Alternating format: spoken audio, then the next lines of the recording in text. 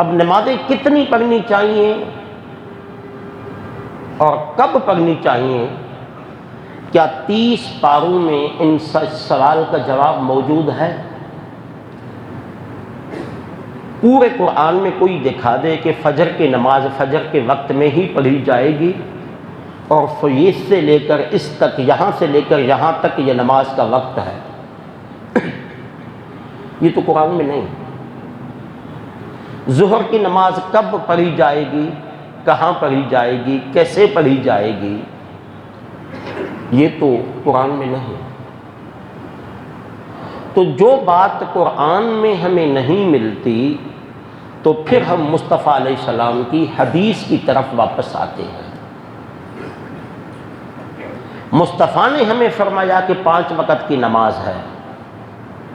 اس 5 وقت ہونے اور ظہر کی ظہر کے وقت میں، عصر کی عصر کے وقت میں، عشاء کی عشاء کے وقت میں، اس کا امام اعظم سے، امام شافعی سے، امام مالک سے کوئی بھی تعلق نہیں۔ یہ حدیث میں وضاحت موجود ہے۔ کوئی مسئلہ ہمیں حدیث میں بھی نہیں ملتا۔ ایسی میں درجنوں مثالیں دے سکتا ہوں۔ بہت سارے مسائل ہمیں حدیث میں نہیں ملتے، تو پھر ہم دیکھتے ہیں کہ قرآن اور حدیث سے قیاس کر کے ہم سے جو پہلے علماء ہو گزرے ہیں، جو بہت بڑے عالم تھے، جو رسول اللہ کے زمانے سے قریب تر تھے،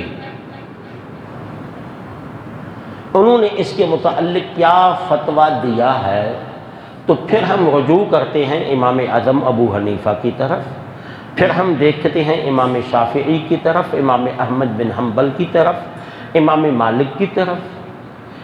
پھر جس کو امام مالک کا فتویٰ اچھا لگتا ہے وہ بھی حدیث و قرآن سے ہی دیتا ہے، وہ مالکی بن جاتا ہے۔ جس کو ابو حنیفہ کا علم اچھا لگتا ہے وہ حنفی بن جاتا ہے، اور جس کو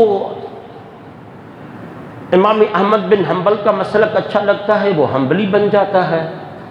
اور یہ سب ایک دوسرے کو مسلمان سمجھتے ہیں، ایک دوسرے کو جنتی سمجھتے ہیں، ایک دوسرے کو اہل السنت سمجھتے ہیں، ایک دوسرے کو مومن سمجھتے ہیں۔ ان کے درمیان اگر نماز کے اوقات میں یا نماز کے ادائیگی کے طریقہ کار میں اختلاف ہے بھی، تو اس اختلاف کو ہم سب ایک دوسرے کے لیے رحمت سمجھتے ہیں۔ میں اس پہ پچھلے جمعے پہ گفتگو کر چکا ہوں، میں دوبارہ وہ گفتگو نہیں دہراؤں گا۔ اب کچھ مسائل ایسے ہیں جو نہ ہمیں قرآن میں ملیں گے، نہ حدیث میں ملیں گے، نہ ان علماء کے دور میں ملیں گے۔ اب وہ جدید مسائل آ گئے، ان کے لیے ہم کہاں جاتے ہیں؟ آخری جو ہمارا مرجع ہوتا ہے وہ قیاس ہوتا ہے۔ اس سے ملتا جلتا کوئی مسئلہ نکال دو، یوں سمجھے آسان لفظوں میں، یہ جو مسئلہ میرے درپیش آیا ہے، کوئی ایسا مسئلہ پرانے کتابوں میں، پرانے علماء کے فتویٰ میں دیکھ لو جو اس سے ملتا جلتا ہو، پھر علماء تحقیق کر کے مسائل بتا دیتے ہیں۔